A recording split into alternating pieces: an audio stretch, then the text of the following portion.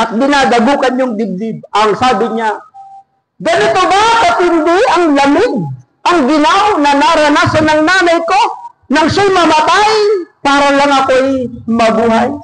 Balikan natin yung atin pong binasa. Maganda po yung Isaiah 46 Sabi dito ganito, ako ang inyong Diyos, iingatan ko kayo hanggang sa pumuti ang inyong buhok at kayo'y tumanda. Kayo'y nilikha ko, kaya tungkulin ko na kayo'y iligtas at tulungan.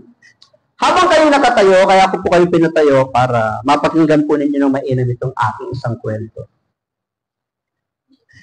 Pero pong isang ina ang hinahabol ng taong bayan sa malamig na bansa, sa mayelong bansa. Hinahabol siya hindi sa malamang dahilan, hindi sa kung anumang malamang kadahilanan.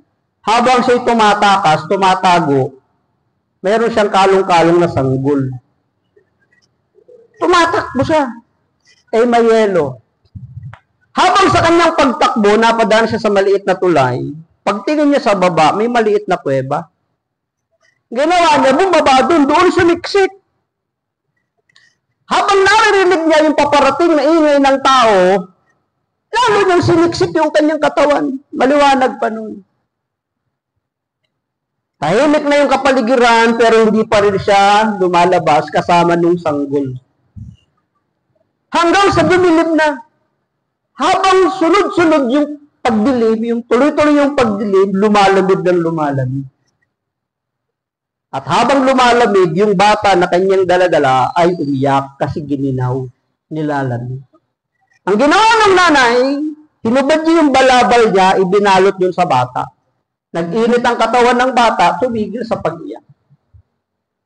Hating gabi na, lumalamig ng gusto, umiyak ulit. Kasi giniginaw. Ang ginawa ng nanay, hinubad niya yung kanyang damit at ibinalot doon sa sanggol. Nung mainitan, tumigil. Madaling araw, katindihan ng lamig. Umiyak muli yung sanggol kasi giniginaw. Ang ginawa ng nanay, hinubad niya lahat ng kanyang kasuotan at ibinalot doon sa sanggol. Tumahimik ang sanggol. Umaga, meron pong mag-asawa ang naglalakad. Doon sa may tulay, hindi sinasadya na patingin sila sa may bandang baba.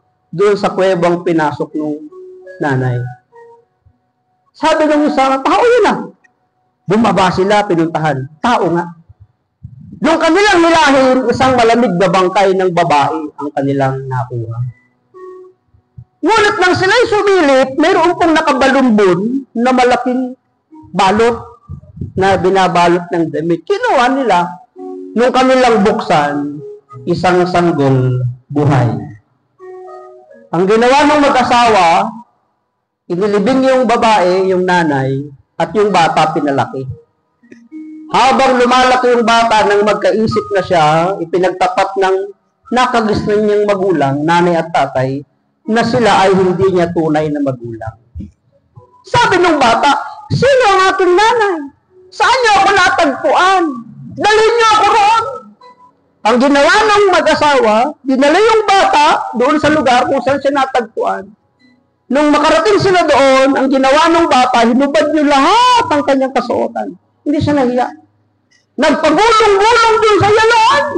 Habang dinadabukan yung yelo at dinadabukan yung dibdib. Ang sabi niya, ganito ba katindi ang lamig, ang ginaw na naranasan ng nanay ko nang siya'y mamatay para lang ako'y mabuhay?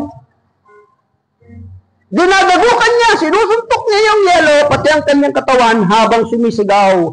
Ganito ba katindi ang lamig, ang ginaw na naranasan ng nanay ko at siya'y namatay para ako ay mabuhay?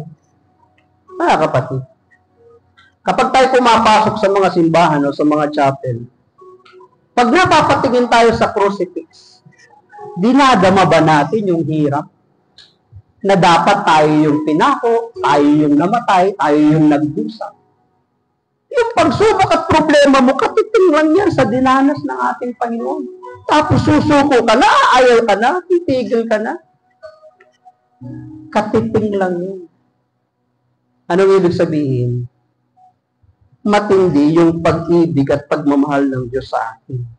Oo, hindi natin kayang suklian, tapatan.